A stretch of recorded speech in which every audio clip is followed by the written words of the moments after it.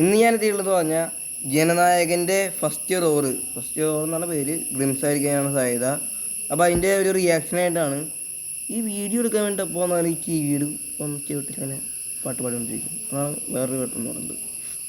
അപ്പോൾ ജനനായകൻ്റെ ദളപതി വിജയ് അവസാനമായിട്ട് അഭിനയിക്കുന്ന അവസാനത്തെ സിനിമ എന്നാണ് പറയുന്നത്, ഒരു സിനിമയാണെന്നാണ് പറയുന്നത്.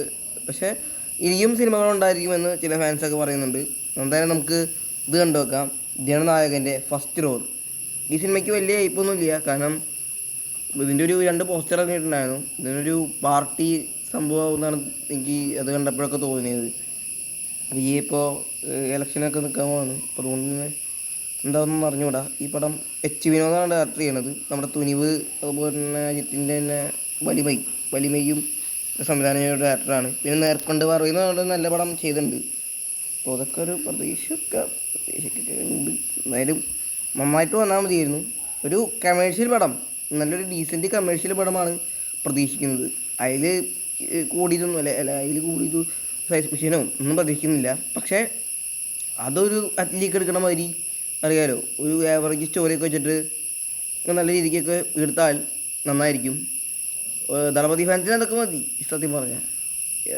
അതാണ് പ്രതീക്ഷിക്കുന്നുള്ളൂ. അതിലൊരു ദളപതിക്കൊരു ഒരു ബ്രേക്ക് കൊടുക്കാൻ പറ്റുന്നൊരു പടമായിരിക്കും ഇതെന്ന് തന്നെ പ്രതീക്ഷിക്കാം. നമുക്ക് ഫസ്റ്റ് റോറ് കണ്ടിട്ട് തന്നെ ബാക്കി കാര്യങ്ങളൊക്കെ തീരുമാനിക്കാം, ഈ പടം എങ്ങനെ ഉണ്ടാവും എന്നുള്ളതിനെ വെച്ചിട്ട്. അധികമൊന്നും ഉണ്ടാവില്ല ഇതിൽ, പക്ഷെ എന്നാലും നമുക്കൊന്ന് നോക്കാം കേട്ടോ അത് കണ്ടിട്ട്. എ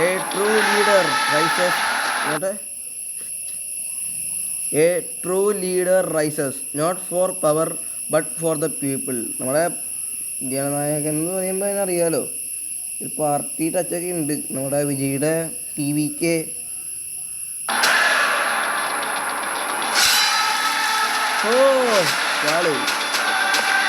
അണ്ണൻ ആനിമേഷനാണ്.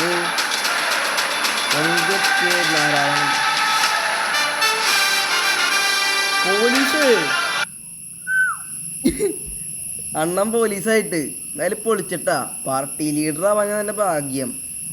പോലീസായ അണ്ണനെ കാണാൻ എനിക്ക് പ്രത്യേക ഇഷ്ടമാണ്. കാരണം എനിക്കറിയാലോ, അണ്ണൻ പോലീസായിട്ട് വന്ന ജില്ല അതുപോലെ തന്നെ തെരി, ഈ പടങ്ങളൊക്കെ കാണാൻ വേണ്ടി നല്ല രസമാണ്.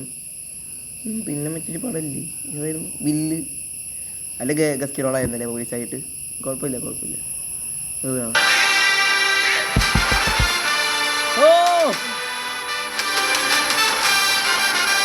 ഇങ്ങനെ സ്വാഗ് കാണാനൊരു പ്രത്യേക ഒരു എഫക്റ്റാണല്ലേ. ഞാനൊരു ദളപതി ഫാനാണ്. ദളപതി ഫാൻസ് മാത്രമല്ല, ഹീറ്റേഴ്സ് വരെ അദ്ദേഹത്തിൻ്റെ സ്വാഗിൻ്റെ മുന്നിൽ പിടിച്ചേക്കില്ല. അത്രയ്ക്ക് സ്വാഗ.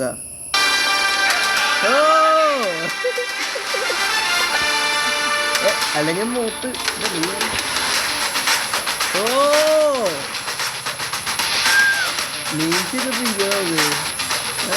താടിയുള്ള പോലീസുകാരൻ പ്ലീസ് ബ്രേക്കിംഗ് ആണോടാ. Thalapathy happy birthday. അണ്ണൻ്റെ ഹാപ്പി ബർത്ത്ഡേ ആണല്ലേ എന്ന്, അതെനിക്കറിയില്ലായിരുന്നു. കട്ട ദളപതി ഫാനായിട്ടും ഹാപ്പി ബർത്ത്ഡേ അറിയില്ലെന്ന്, അല്ല കട്ട ദളപതി ഫാനായിട്ടും കത്തിയും തുപ്പാക്കിയും കാണാത്ത ഒരാളാണ് ഞാൻ. ശരി കാര്യം, കുഴപ്പമില്ല. ഹാപ്പി ബർത്ത്ഡേ വിജയണ്ണ. ജനനായകൻ നമുക്കറിയാലോ.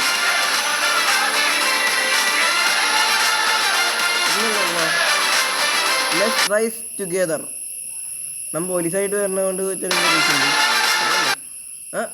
2026 9/1 പൊങ്കലിന് റിലീസ്. എന്നാലും പൊളിക്കും. മലയാളത്തിലില്ല, ഭാഗ്യം.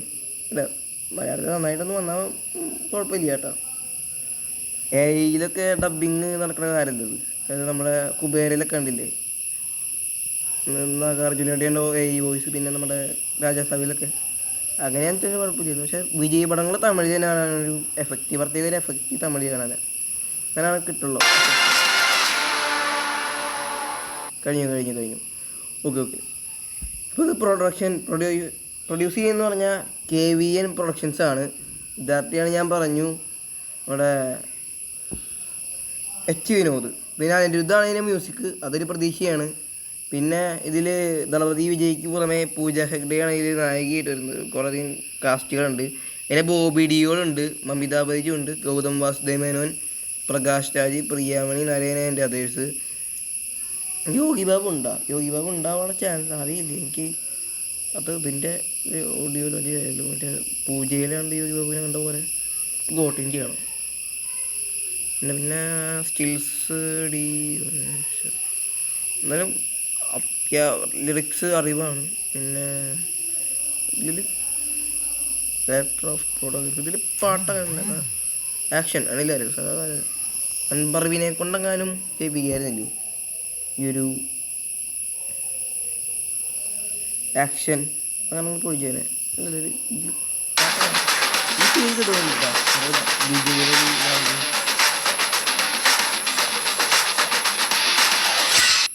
കൂളിംഗ് ഗ്ലാസ് എന്തായാലും നല്ലൊരു സിനിമയാവാനുള്ള ചാൻസ് ഉണ്ടെന്ന് നമുക്ക് തോന്നുന്നുണ്ട്. സത്യം പറഞ്ഞാൽ എച്ച് വിനോദ് നല്ലൊരു ഡയറക്ടർ തന്നെയാണെന്നാണ് എൻ്റെ ഒരു അഭിപ്രായത്തിൽ.